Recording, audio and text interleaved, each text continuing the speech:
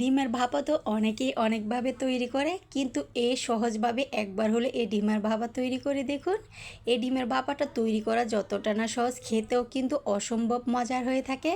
গরম ভাত, রুটি, পরোটা সব কিছুর সাথে একেবারে খুবই দুর্দান্ত হয়।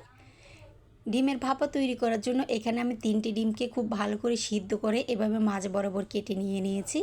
এখন সামান্য পরিমাণ লবণ আর হলুদ গুঁড়ো দিয়ে ডিমের গায়ে আলতো হাতে এভাবে মাখিয়ে নিতে হবে।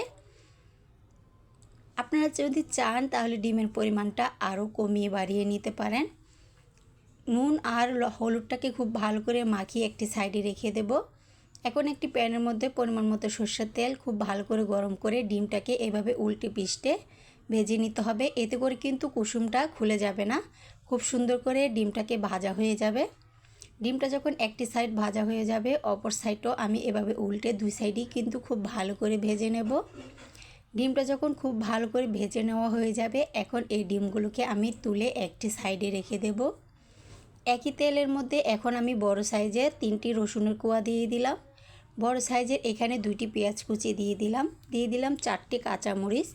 এখন এগুলোকে 5-6 মিনিট খুব ভালো করে ভেজে নিতে হবে, যতক্ষণ না কিছুটা লালচে কালার হয়ে আসছে। যখন এরকম একেবারে লালচে কালার হয়ে যাবে, তখন এর মধ্যে আমি দিয়ে দিব 1.5 টেবিল চামচ পরিমাণ ভাজা চীনাবাদাম। আর আপনাদের যদি চীনাবাদামটা কাঁচা থাকে তাহলে পেঁয়াজ আর রসুনটা প্রথমেই যেভাবে দিবেন তার সাথেই ভেজে নিতে হবে। যখন ভেজে নেওয়া হয়ে যাবে তখন এটাকে আমি খুব ভালো করে ব্লেন্ডার করে নেব। এখন একটি স্টিলের বাটির মধ্যে এই ব্যাটারটাকে দিয়ে দেব। এখন এর মধ্যে দিয়ে দেব পরিমাণ মতো লবণ, 1/2 টেবিল চামচ পরিমাণ হলুদ গুঁড়া, 1/2 টেবিল চামচ পরিমাণ লাল মরিচ গুঁড়ো দিয়ে দিলাম। এখন চামচ দিয়ে খুব ভালো করে ব্যাটারের সাথে মিলিয়ে নিতে হবে।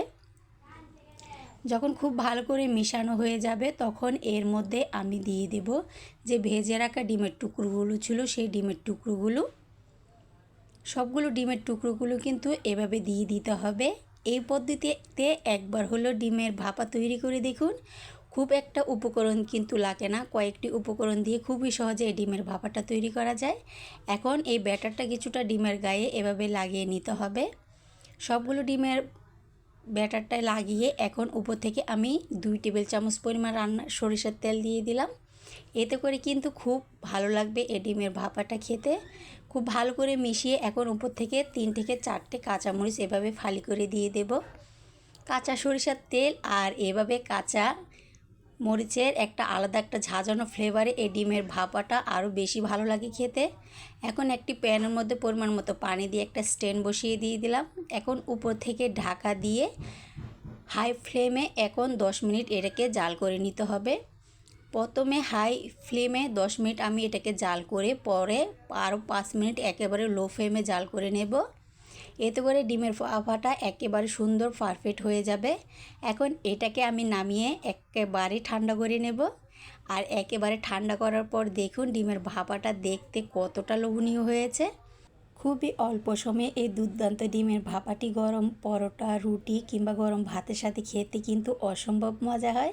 অবশ্যই বাসায় একবার হলেও ট্রাই করবেন, খেতে কিন্তু খুবই দুর্দান্ত হয়।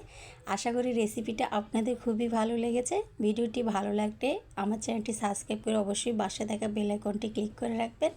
সবাই অনেক বেশি ভালো থাকবেন, সুস্থ থাকবেন। আল্লাহ হাফেজ।